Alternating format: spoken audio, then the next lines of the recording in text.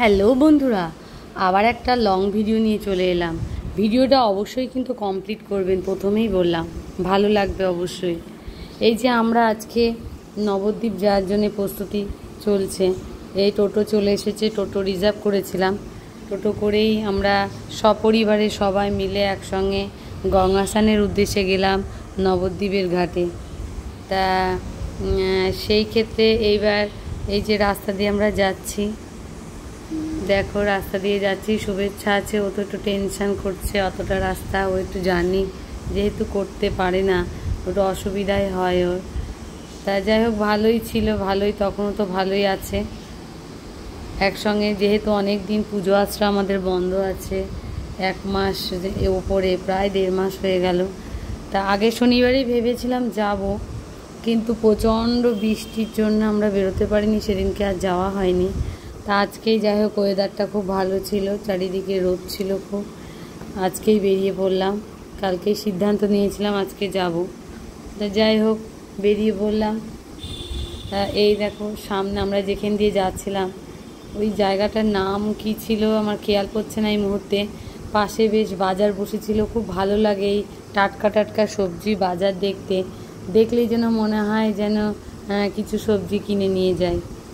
তা সেটা যাই হোক সম্ভব হয় না সব ক্ষেত্রে, সবাই একসঙ্গে যাচ্ছি। এই যে নবদ্বীপ যাওয়ার পথে একটা জিনিস আমার খুব ভালো লাগে, সেটা হচ্ছে জায়গায় জায়গায় রাস্তার ধারে ধারে অজস্র মন্দির চোখে পড়ে, বিভিন্ন রকমের মন্দির, সেটা নেমে দেখা যে সেটা সম্ভব হয় না। নতুন নতুন অনেক ধরনের মন্দির এখন নতুন নতুন হচ্ছে, ভালো লাগে, কিন্তু সেটা দেখা সম্ভব হয় না নেমে, কারণ সবসময় এটা তাড়া থাকে। এই যে শুভেচ্ছা গাড়িতে বসে, ও তো একেবারে কি করে চান করবে না করবে সেই টেনশান করছে, যেহেতু জলে নামতে খুব ভয় পায়।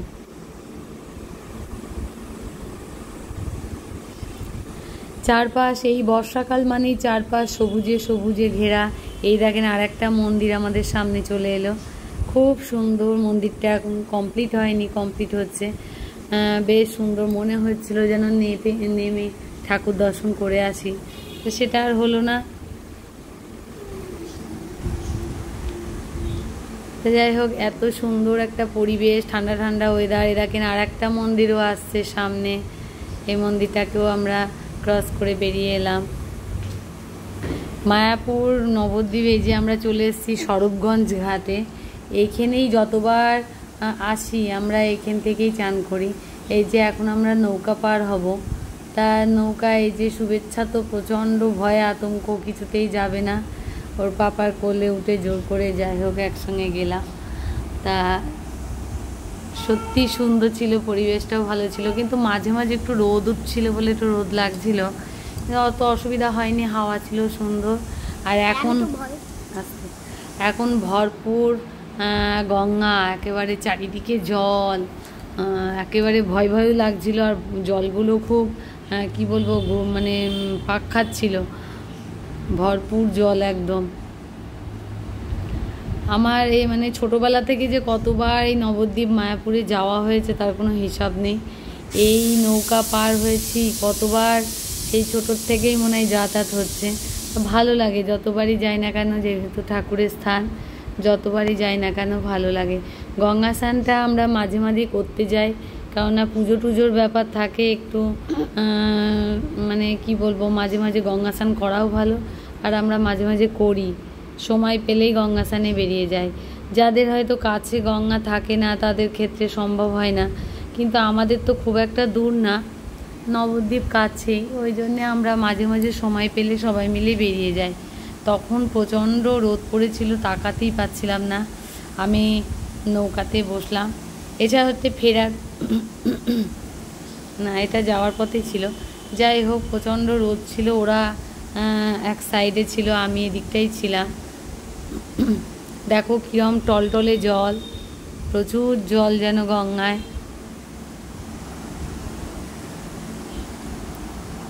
এই বর্ষায় গঙ্গাটাকে কত চওড়া লাগছে দেখো, এ মাথার থেকে ও মাথা অনেকটা চওড়া লাগে যেন মনে হয়।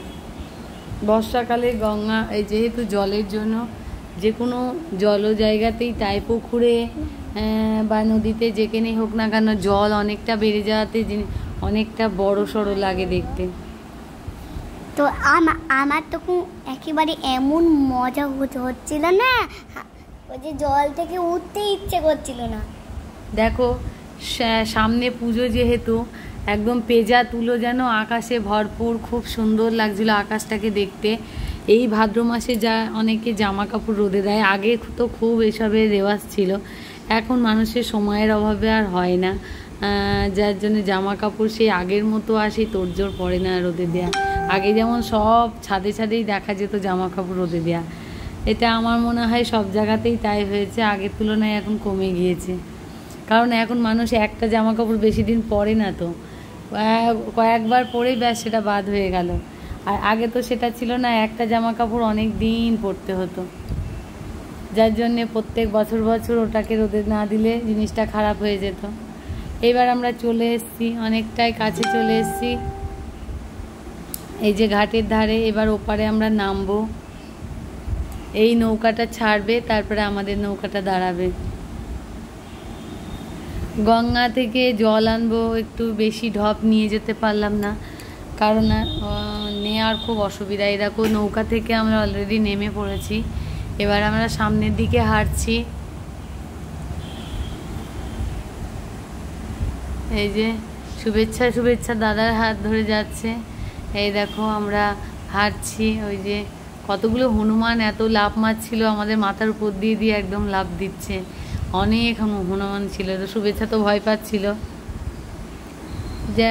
তারপরে যাই হোক আমরা এখান থেকে রাস্তা পার হয়ে ঘাটের দিকে রওনা দিলাম। এই দেখো চলে এসছি আমরা ঘাটে। ঘাট একেবারে কাছে, মানে এখানে একটা মন্দির আছে, ঘাটের কাছে একটা মন্দির, এই মন্দিরেই মাথায় জল ঢাললাম, চান টান করে উঠে জল ঢেলেছিলাম।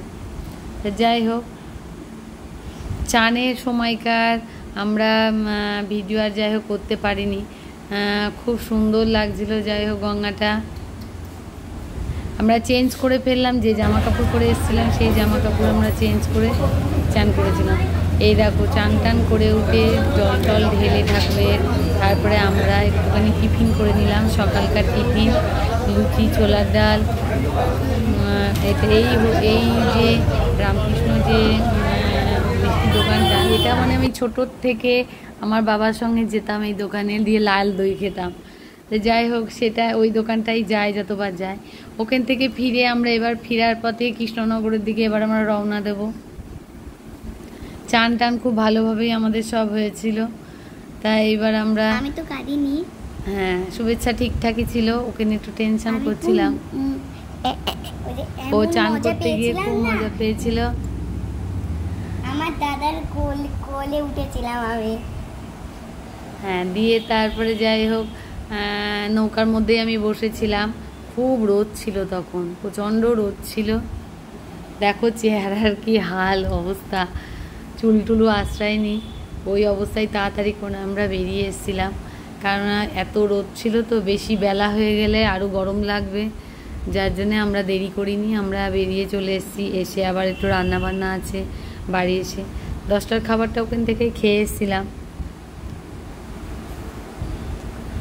তারপর এই যে আমাদেরও এবার পাড়ের কাছাকাছি চলে এসছে, এবার যাই হোক নামবো। ভিডিওগুলো কেমন লাগছে তোমরা কিন্তু কমেন্টের মাধ্যমে জানাবে, ভালো লাগলে নতুন ভিডিও দেওয়ার আর উৎসাহ বাড়বে। এ দেখো আমরা টোটোয় উঠে পড়লাম, এবার নৌকা থেকে নেমে টোটোয় উঠে পড়লাম সবাই। যাই হোক ব্যাগ ট্যাগ তুলে, এই যে আমার শাশুড়ি মা, উনিও একটুখানি অনেক দিন বেরোই না, তো একটুখানি সমস্যার মধ্যে এই তোরসাকে নিয়ে, মানে আমার মেয়েকে নিয়ে আর শাশুড়ি মাকে নিয়ে একটুখানি টেনশানই হয়, যেহেতু ওনার বয়স হচ্ছে, এখন পারে না অতটা ধকল নিতে আগের থেকে। এই যে আবার আমাদের টোটো ছেড়ে দিল, এইবার আমরা কৃষ্ণনগরের দিকে রওনা হচ্ছি। তা খুব সুন্দরভাবে আমাদের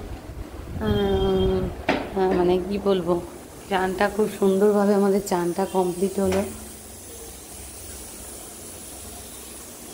ফিরছি, ফেরার পথে তোমাদের সঙ্গে আরেকটু শেয়ার করলাম। তা কেমন লাগলো আজকের ভিডিও কমেন্ট করে জানাবেন।